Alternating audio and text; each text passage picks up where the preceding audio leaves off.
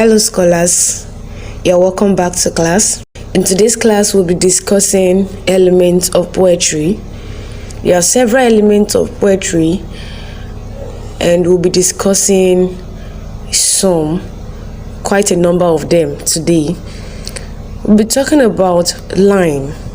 Line is an element of poetry and is the collection of words in a poem. A number of lines give us what?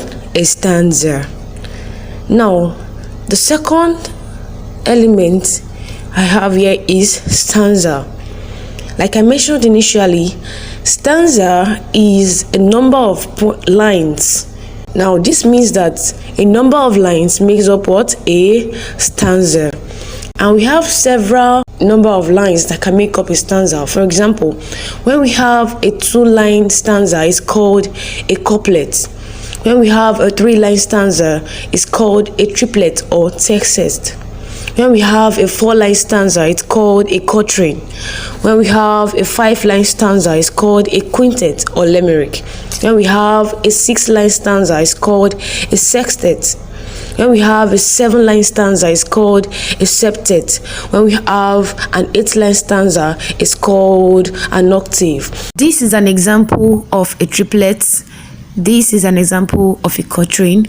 And this is an example of a quintet or limerick.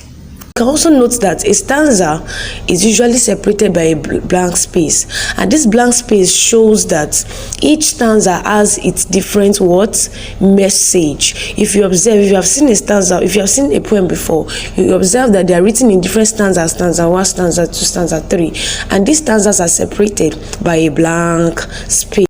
Now, moving on to the third element called rhyme.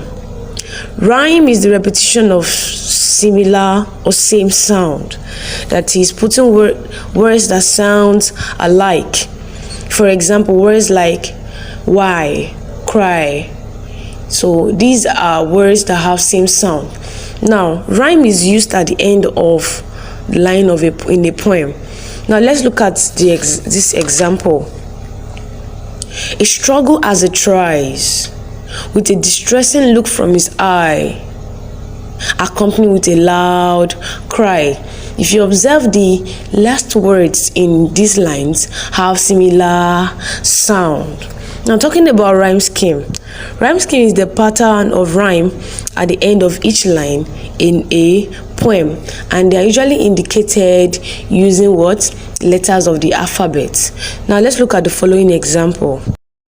Roses are red, violets are blue. I am out of my head with the thinking of you. Now, the first line reads roses are red. It ends with the word red, but with the sound ed. Now, this is the first sound we are observing in the poem, so we are going to give it the letter A. Now, moving to the next line, we have violets are blue. If you observe, blue and red sounds differently, like they have different sounds. In red we have head, in blue we have ooh. Now, since the second line has a different sound, we give it letter B. Now, moving to the third line, I am out of my head. Now, if you observe the word head, the sound in head is the same as the sound in red. So this means that this line we also take the letter letter A, because it sounds alike. It sounds like the first line. Fourthly, the fourth line, the last line, we have with thinking of you. Line 2 and line 4 ends with the same sound, ooh, so they take the same letter B. Here we have the rhyme scheme AB, AB.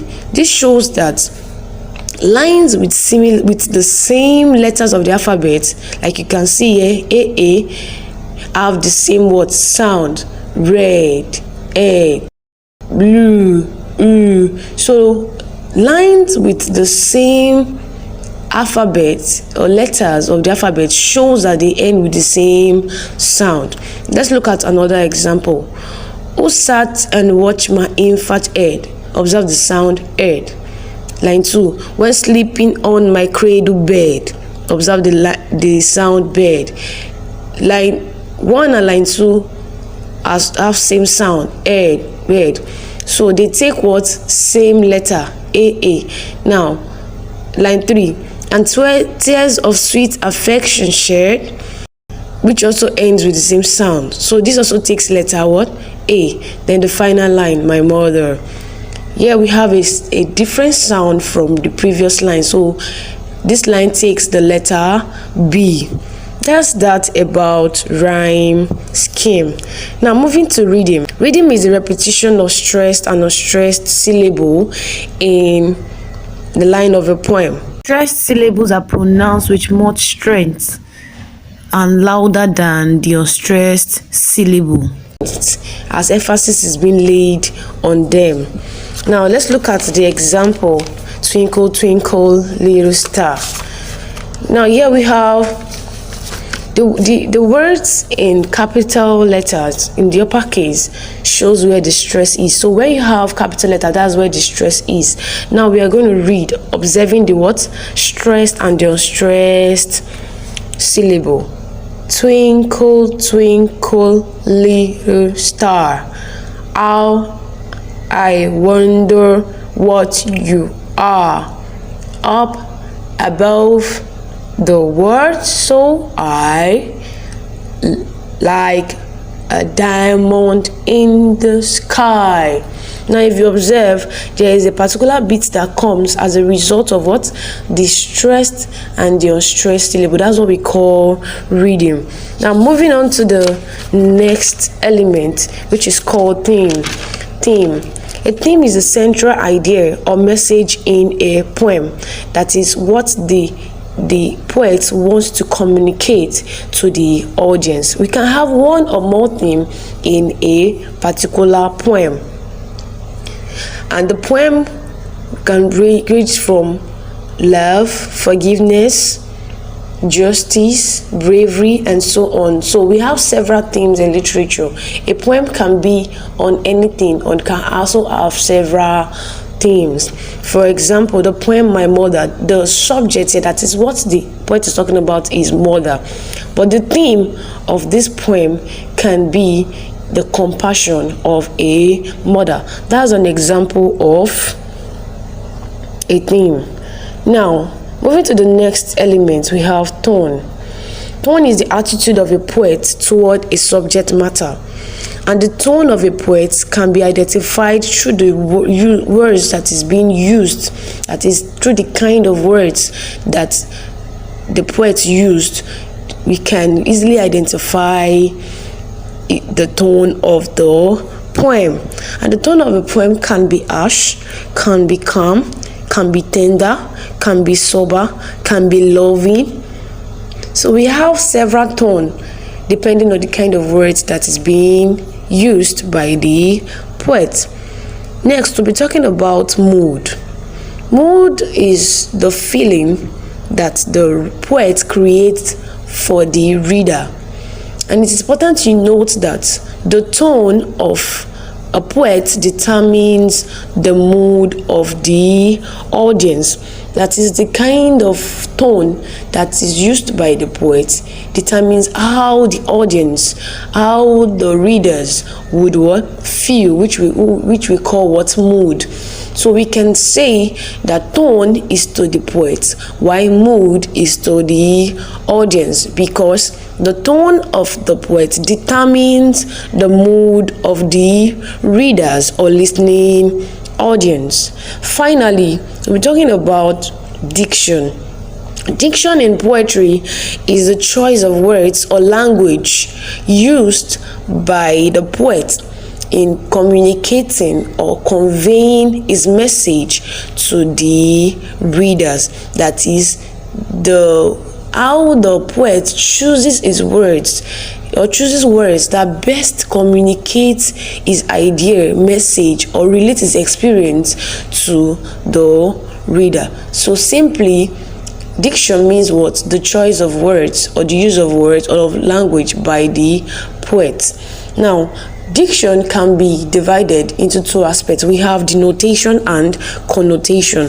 Denotation refers to the dictionary meaning of a word, while connotation means that a word can be used to represent something else. Now, example of denotation is the land is green. When we say the land is green in the denotation, green here refers to what? The color green. That is the actual meaning of what? Green. Now, coming to the connotation. Green, okay, let's use the same example. The land is green. Green here does not mean color. It means what? Productivity or fruitfulness. When the land produces, when a land is fruitful, that is what green in the connotation means. Let's look at other examples. For example, we have red. Red in denotation means color red, right? In the connotation, it can be used to represent what? Love or danger. Also, color black. Black can be a color black. Black is a natural color. And also in the connotation, black can be used to represent what? Evil or death. So these are some of the elements of poetry. These elements makes poetry what? Distinct, that is different from other types of or other genres of literature. Hope you have learned a lot into this class. Thanks for listening. See you in the next class. Bye.